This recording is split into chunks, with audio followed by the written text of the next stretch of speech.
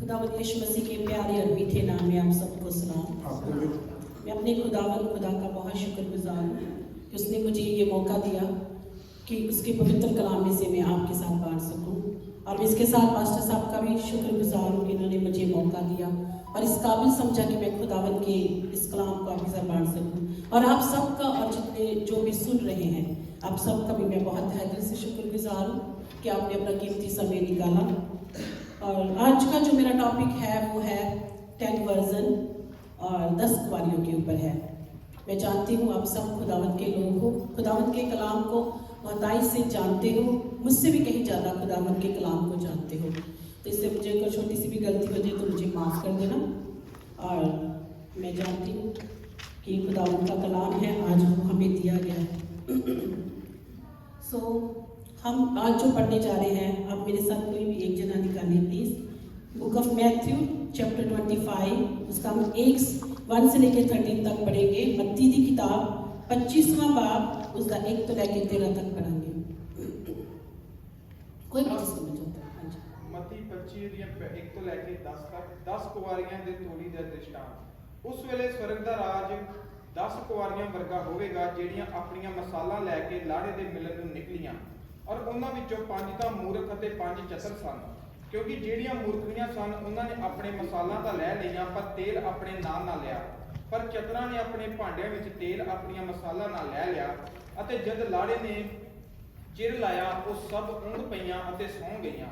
ਔਰ ਅੱਧੀ ਰਾਤ ਨੂੰ ਧੁੰਮ ਪਈ, ਉਹ ਲਾੜਾ ਆਇਆ, ਉਹਦੇ ਮਿਲਣ ਨੂੰ ਨਿਕਲੋ।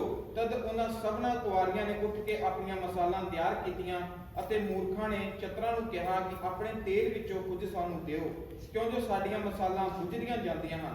ਪਰ ਚਤਰਾਂ ਨੇ ਉੱਤਰ ਦਿੱਤਾ, ਨਾ ਕਿਤੇ ਸਾਡੇ ਤੇ ਤੁਹਾਡੇ ਲਈ ਥੁੜ ਨਾ ਜਾਏ, ਪਰ ਤੁਸੀਂ ਵੇਚਣ ਵਾਲਿਆਂ ਦੇ ਕੋਲ ਜਾ ਕੇ ਆਪਣੇ ਲਈ ਮੁੱਲ ਲਓ। ਅਤੇ ਜਦ ਉਹ ਮੁੱਲ ਲੈਣ ਗਈਆਂ, ਲਾੜਾ ਆ ਪਹੁੰਚਿਆ, ਅਤੇ ਜਿਹੜੀਆਂ ਤਿਆਰ ਸਨ ਉਹਦੇ ਨਾਲ ਵਿਆਹ ਵਿੱਚ ਜਾ ਵੜੀਆਂ, ਅਤੇ ਬੂਹਾ ਮਾਰਿਆ ਗਿਆ। परमेश्वर के बच्चे बड़े समझदार सब आशीष तो करते हैं। हालेलुया, खुदावंद का शुक्र।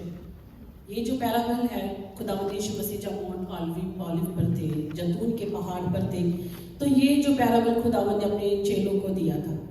और ये जो पैराबल है मोस्टली जो है ज्यूइश कल्चर से सिमिलर करता है। तो इस पैराबल को समझने के लिए हमको थोड़ा सा ज्यूइश के कल्चर को देखना पड़ेगा कि इस पैराबल को फिर हम बहुत अच्छे से अंडरस्टैंड कर सकते हैं। और ये मेरे छोटे से थॉट्स हैं और एक नज़रिया है जो मैं आपके साथ बांट रही हूँ।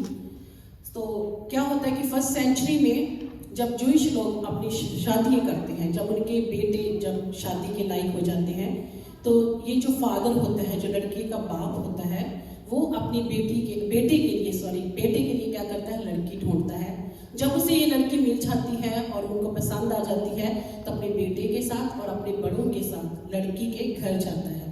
और जब लड़की को पसंद करते हैं, सब कुछ हो जाता है, तो उनमें से हाँ और ना लड़का और लड़की से पूछा जाता है। जैसे आज के दौर में भी हाँ और ना पूछा जाता है, पर जूइश में थोड़ी सी डिफरेंट सेरेमनी होती है हाँ और ना पूछने में।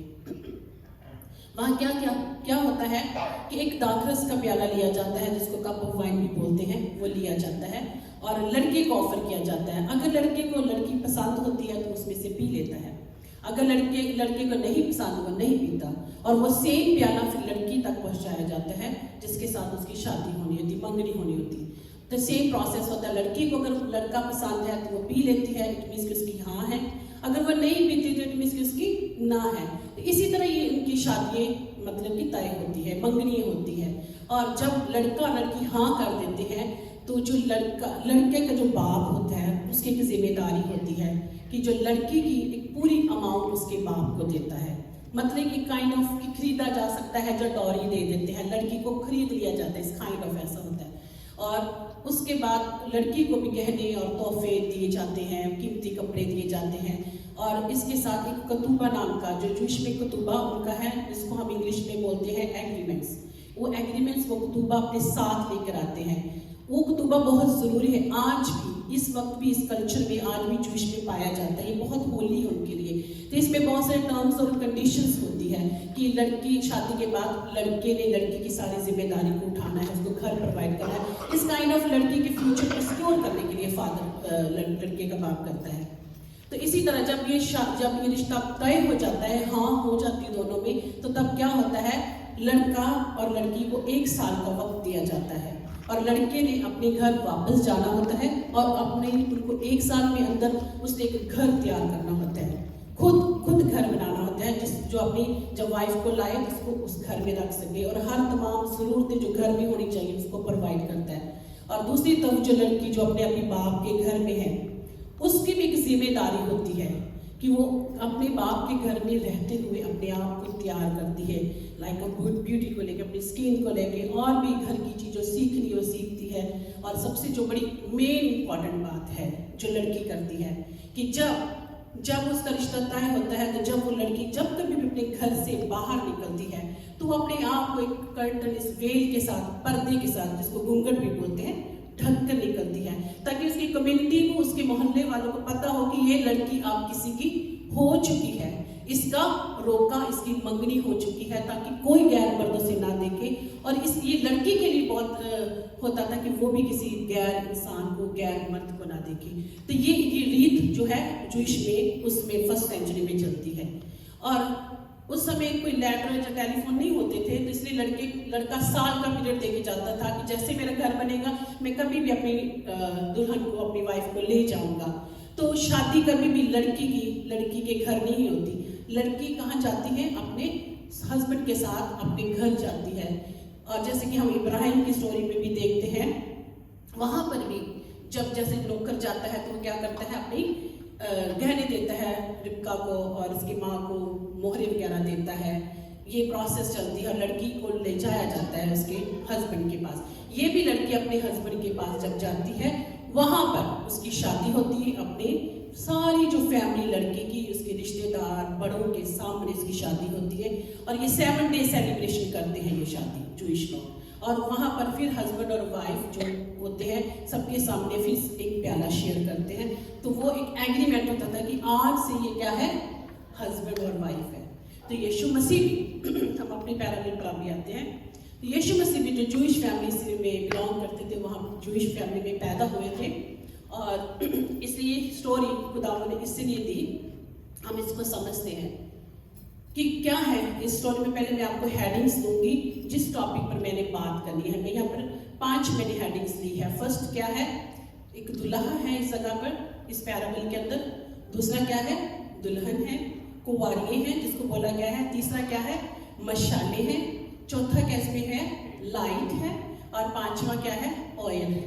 5 चीजें हैं। इन 5 पर मैं आज आपके साथ बात करूंगी। दूल्हा कौन है?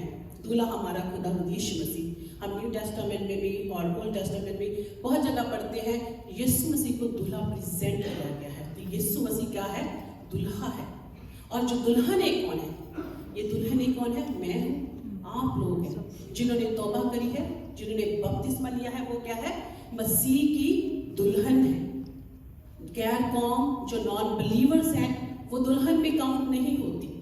जिन्होंने यीशु को अपना लिया है, तौबा कर ली है, बपतिस्मा ले लिया है, वो यीशु मसीह की क्या है, दुल्हन है। तो यहाँ पर क्या है, दुल्हन है। और ऑयल, ये मशाले किसको प्रेजेंट किया गया यहाँ पर, हमारी बॉडी को। वी आर क्या है, लैम्प है, हम मशाले हैं। और लाइट क्या है, खुदावंद का वचन।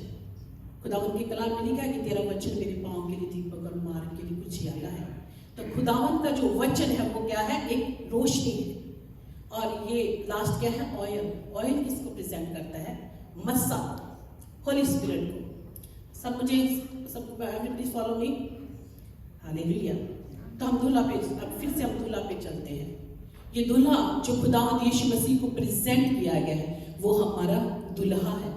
हमारी मंगनी यीशु के साथ हो चुकी है और हमारी भी कीमत हमारे बाप ने दी है। हम देखते हैं जॉन 3:16, कोई भी एक जना प्लीज पढ़ देना मेरे लिए। जॉन 3:16, यूहन्ना 3:16। क्योंकि परमेश्वर ने जगत से ऐसा प्रेम रखा कि उसने अपना एक लौता पुत्र दे दिया, ताकि जो कोई उस पर विश्वास करे वो नष्ट न हो परंतु अनंत जीवन पाए। हालेलुया, खुदावंद का शुक्र हो। जब हम हिस्ट्री में देखते हैं, जब लड़की हाँ करती है तो लड़के का बाप क्या करता है, कीमत दे देता है लड़की यहाँ पर भी हमारे पिता ने इस जगत से इतना प्यार किया कि उसने अपना इकलौता कीमती बेटा जो एक ही था हमारे लिए दे दिया, ताकि जो भी उस पर विश्वास करे वह नाश ना हो बल्कि हमेशा का जीवन पाए। तो यीशु ने भी हमारी कीमत दी है, यीशु ने भी हमारी कीमत दी है। उसने सलीब पर चढ़ा हमारे लिए, अपना लहू बहाया और लहू की कीमत देकर हमको क्या किया, खरीद लिया। क्योंकि जब हम गुनाह ही में थे तो हम गुनाह के गुलाम थे। तो जब यीशु ने अपना लहू बहाया और अपने लहू की कीमत अदा कर दी और हमको क्या किया, खरीद लिया। तो जब हम खरीदे जा चुके हैं तो हम यीशु की क्या है, दुल्हन है। तो इसी तरह हमें भी एक प्याला ऑफर किया गया।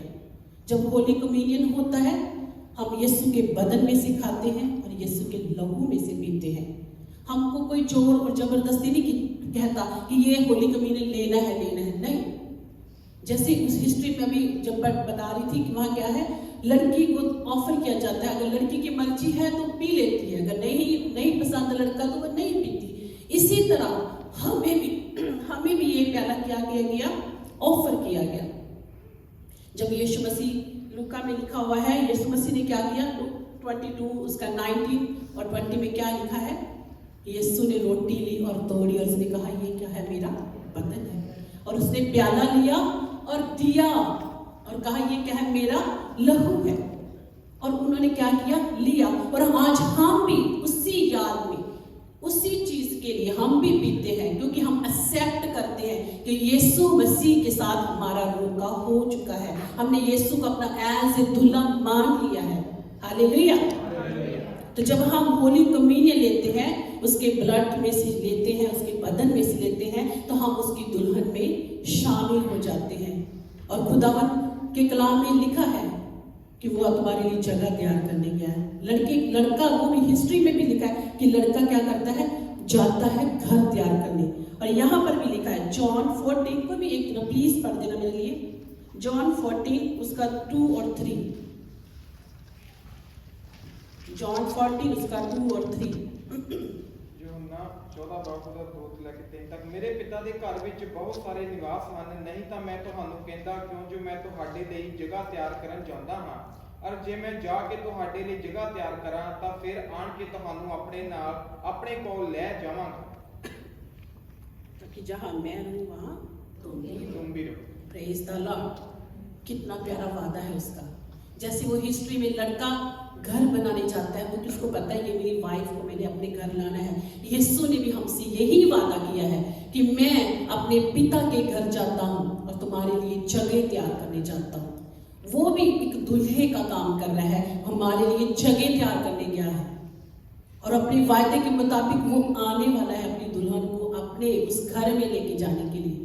तो मैं जो आप मसीह की दुल्हन है, क्या हम उस अपने दुल्हा के आने की तैयारी में हैं या नहीं?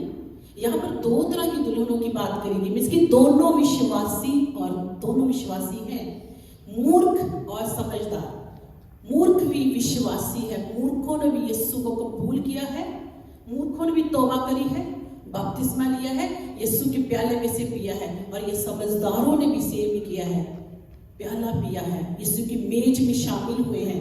दोनों की बात, विश्वासियों की बात हो रही है, यहाँ गैर कौमों की बात नहीं हो रही। यहाँ पर 2 तरह के विश्वासियों की बात हो रही है।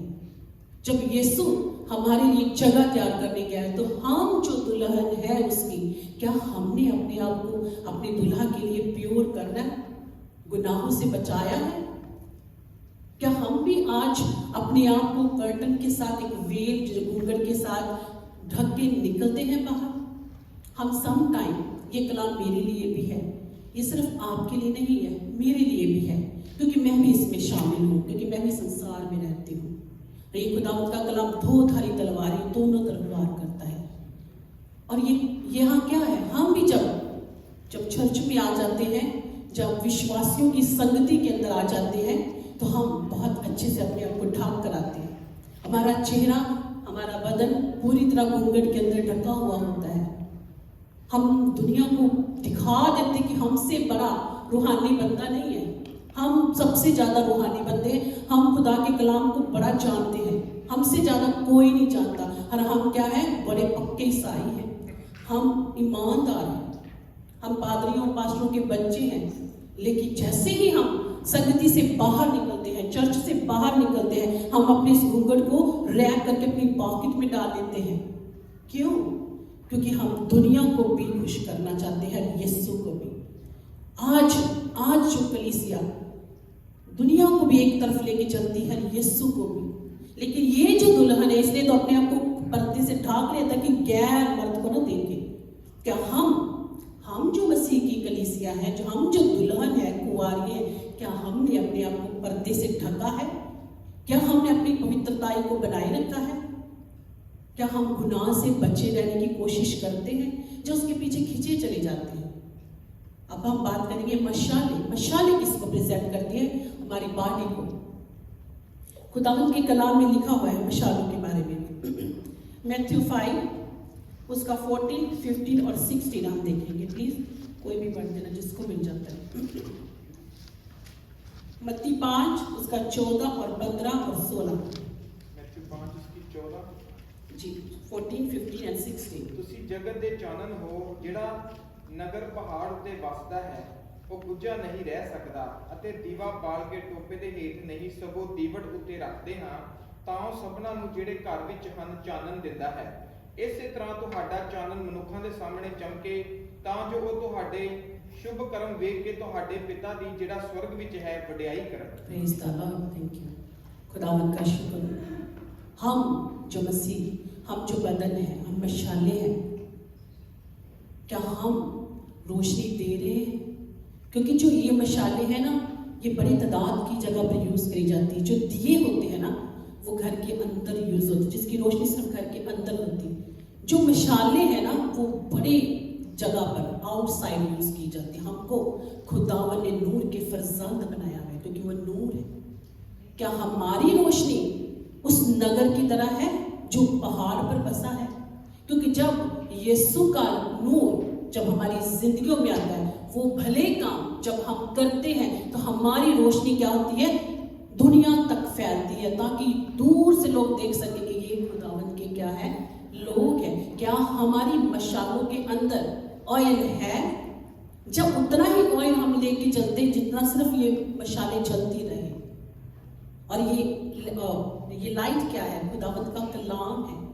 साम 119 उसका 105 में क्या लिखा हुआ है? कोई भी पढ़ देना प्लीज। साम 119 उसका 5। ज़बूर, जिसको ज़बूर भजन साहित्य हिंदी में कहते हैं। ज़बूर 119, हाँ जी, 105।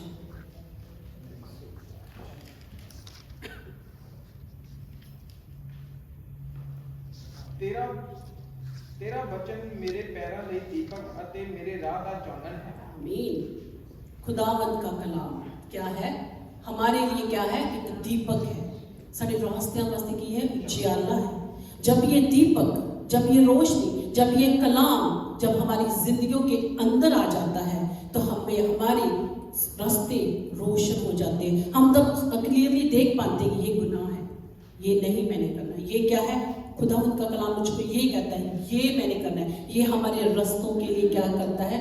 उजाला बनता है। ये हमें सिखाता है, हमें भले काम करना सिखाता है। खुदावंद के कलाम में लिखा, अगर तुम मुझसे प्रेम करते हो तो मेरे हुक्मों को भी मानोगे। तो अगर हम यीशु को प्यार करते हैं तो उसके हुक्म को भी माने। यही खुदावंद का कलाम है जो आज हमें सिखाता है।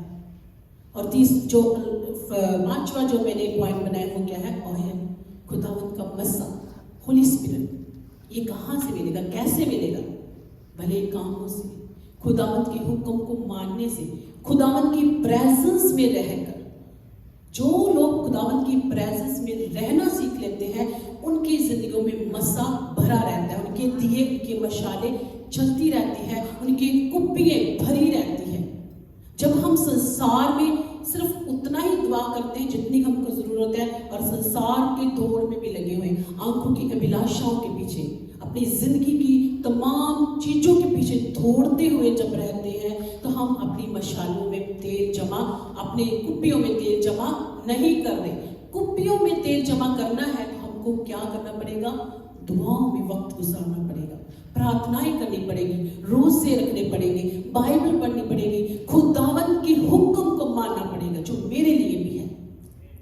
क्योंकि हम भी संसार में रहते कई बार चूक जाते हैं, हमसे ये गलती हो जाती है, पर हमारा फर्ज क्या है? जब हम यीशु के प्याले में से पी लिया है तो हम उसकी दुल्हन में शामिल हो गए हैं, तो हमारा भी फर्ज है कि हम नूर के फर्जंद बने और हमारी रोशनी दूसरों तक पहुंचे जो भले कामों से मिलती है। सारे बोलो हालेलुया, हालेलुया। तो आगे हम क्या देखते हैं? हमारे इसी पैराबल में आएंगे 5 में क्या लिखा है? जब दूल्हे के आने की देर हुई तो सब ऊँघने लगी और सो गई। दूल्हा जब आने में देर हुई तो दोनों सो गए। ये दोनों विश्वास करने वाले लोग दोनों ही सो गए, पर एक ने अपनी कुप्पी में तेल जमा रखा है। उनको पता है अगर मेरा दूल्हा बाई चांस लेट भी हो जाएगा तो मेरे को दौड़ना ना पड़े, मैं अपने कुप्पियों में तेल जमा करके रखूं। उसको फिक्र थी अपने भविष्य की, आने वाले कल की। पर ये जो मूर्ख है ये सिर्फ आज ही के बारे में सोचती है। कहते आज ये जहान डिठा गला, आज ये जहान देखा और गला किन्ने डिठा। मैं भूल गई इसको, लोग बोलते हैं कहावत को, ये जहान मिठा गला किन्ने डिठा। हम इस जहान में रहकर हम आज की ही फिक्र करते हैं, क्योंकि हम रूहानी फिक्र नहीं करते कि क्या हमने तेल जमा कर रहे हैं, क्या हमारा चाल चल मसीह के मुताबिक है या नहीं है। अगर नहीं है तो हमें भी आज होशियारों की तरह बनना है। और जब दूल्हा आता है तो क्या होता है? धूम मच जाती है, दूल्हा आ गया, दूल्हा आ गया। तो दोनों कुंवारियां क्या करती है? अपनी मशालें ठीक करती है। एक के पास जो तेल है उन्होंने भर लिया है अपनी मशालें, और वो दूल्हे को मिलने के लिए निकल पड़ी है। पर जो दूसरी है उनके पास तेल ही नहीं है। इसमें बहुत बड़ी बात है कि उनके पास तेल ही नहीं है, मस्सा ही नहीं है। एक तो उनकी मशालें बुझ रही है, दूसरा क्या है? उनकी रोशनी कम हो रही है। क्यों? जहां तेल नहीं है वहां आग भी नहीं रहेगी। जब तक तेल है तब तक आग जलती रहेगी, जब तक मस्सा है तब तक ये रोशनी हमारी फैलती रहेगी। मस्सा इसलिए हमारे लिए बहुत जरूरी है। और जब तीसरा नंबर इसमें क्या है? अंधेरी रात। अंधेरी रात किसको प्रेजेंट करती है? डार्कनेस, जो गुनाह को। अंधेरी रात है, मतलब अब वो दौड़ रही है कहां कहां? बेचने वालों के पास।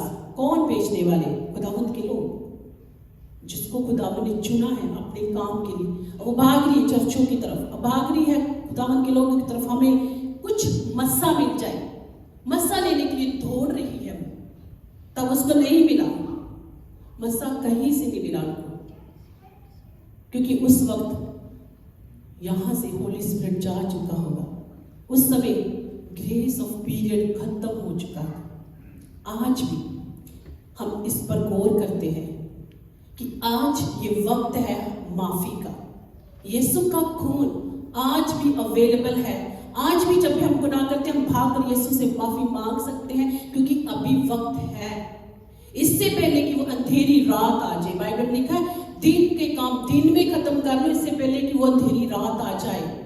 इससे पहले कि अंधेरी रात आ जाए तेल इकट्ठा करो। जब हमें गुनाह करते हैं, हमको लगता है हमने गुनाह किया, भाग कर यीशु की मर्जी के नीचे जाओ। यीशु मुझे माफ कर दे, मेरे गुनाहों को क्षमा कर। देर ना करे, कल तक ना छोड़े, पेंडिंग में ना रखे कि कल माफी मांग लेंगे, आज थोड़ा सा और एंजॉय कर लो। नहीं, क्योंकि अभी क्या है? मर्सी का पीरियड है। अभी हमें ग्रेस का टाइम दिया गया है। और जब दूल्हा आ जाएगा, जब यीशु आ जाएगा, तो ये मर्सी ऑफ पीरियड खत्म हो जाएगा। सारे बोलो हालेलुया, हालेलुया। और तब क्या होगा कि ये दुल्हने अब क्या करती है? दरवाजा खटखटा रही है स्वामी हमारे लिए दरवाजा खोल दो। और अंदर से आवाज है, मैं नहीं तुम्हें जानता कि तुम कौन हो। ये सेम जवाब बाइबल में कहीं और भी मिला है, आप मेरे साथ निकाल सकते हैं। ये कहाँ ये जवाब मिला है? सॉरी, मैथ्यू 7 उसका 22 और उसका 23 हम पढ़ेंगे। मैथ्यू 7 उसका 22 और उसका 23, जिसको भी मिल जाता प्लीज पढ़ देना।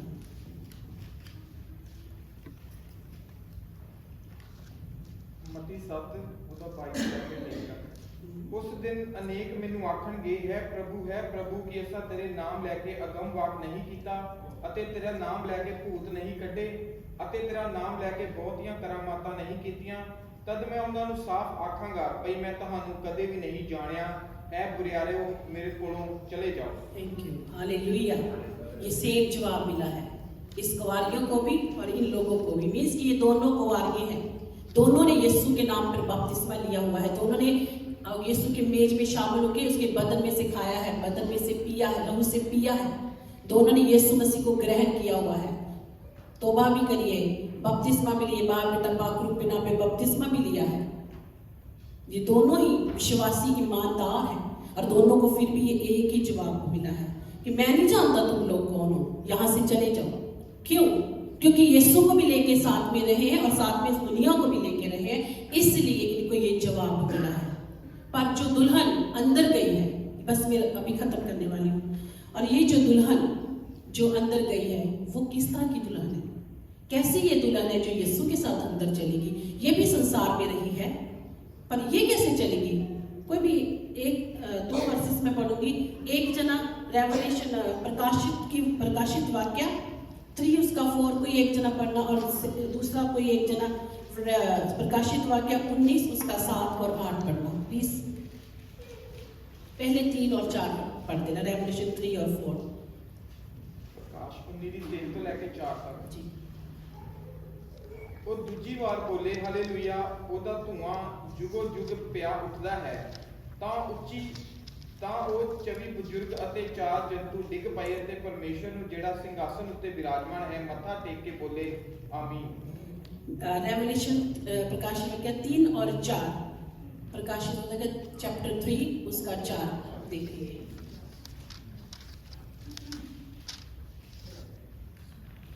प्रकाशित वाक्य 3 और उसका 4 3 उसका 4। जी। ਪਰ ਤੇਰੇ ਕੋਲ ਸਾਰਦੀਸ ਵਿੱਚ ਥੋੜੇ ਜਣੇ ਹਨ ਜਿਨ੍ਹਾਂ ਆਪਣੇ ਬਸਤਰ ਨੂੰ ਦਾਗ ਨਹੀਂ ਲੱਗਣ ਦਿੱਤਾ ਅਤੇ ਉਜਲੇ ਬਸਤਰ ਪਹਿਨੇ ਮੇਰੇ ਨਾਲ ਫਿਰਨਗੇ, ਇਸ ਲਈ ਜੋ ਉਹ ਸੁਜੋਗ ਹਨ। आमीन। और कोई एक जना है प्रकाशित वाक्य 19 उसका 7 और 8 पढ़ देना प्लीज, जिसको भी मिल जाता है। आप खुशी करें और नहाए शाबान हो और उसकी तमजीद करें, इसलिए कि बरा की शादी आ पहुंची और उसकी बीवी ने अपने आप को तैयार कर लिया और उसकी चमकदार और साफ महीन कतानी कपड़ा पहनने का इख्तियार दिया गया, क्योंकि महीन कतानी कपड़े से मुक़द्दस लोगों की रासबाजी के काम रहा। आमीन। क्योंकि महीन मलमल का अर्थ क्या है? धर्म के काम। ये वो दुल्हन है जो यीशु के साथ उसकी बादशाही में गई है। जैसे ये कुंवारी कहाँ गई है? अपने दूल्हा के साथ उस विवाह के घर में चलेगी। जब हमारा यीशु भी इस संसार में आएगा, रैप्चर होगा, ये दुल्हन उठा ली जाएगी, तो ये दुल्हन ऐसी होगी जिन्होंने अपने वस्त्र को दाग नहीं लगने दिया, जिसके वस्त्र ने साफ और सुथरे और बेदाग थे, जिन्होंने अपने वस्त्र को मेमने के लहू से धोया हुआ था। और इन दुल्हन को क्या मिलेगा? महीन मलमल चमकदार वस्त्र दिए जाएंगे, इज्जत दी जाएगी, जिसका क्या अर्थ है? धर्म के काम। इन्होंने अच्छे काम किए हैं, इन्होंने अच्छी कुश्ती लड़ी है, इन्होंने अपनी जिंदगी में संसार में रहते हुए खुदावन के हुक्मों को माना है, इसलिए इनको ये अधिकार दिया गया। ये वाली दुल्हन है जो खुदावन की बादशाही में जाएगी। हम जो आज इसकी तैयारी में हैं, क्या हमने इसकी तैयारी कर रखी है? जब ये दुल्हन जब अपने दुल्हा के साथ उस शादी के घर में जाती है तो वहाँ जश्न होता है 7 दिन का, और एक प्याला शेयर किया जाता है और अनाउंस होता है कि ये हस्बैंड और वाइफ है। तो ये प्याला यीशु ने भी शेयर करना है। कहाँ? मैं आपको दिखा देती हूँ। लूका 22 उसकी 18 में लिखा है, ये मेरी आखिरी आयत है। लूका 22 उसकी 18 आयत।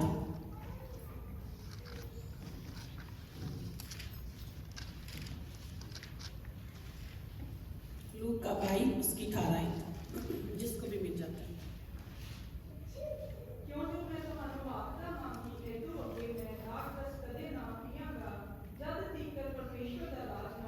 Hallelujah, hallelujah.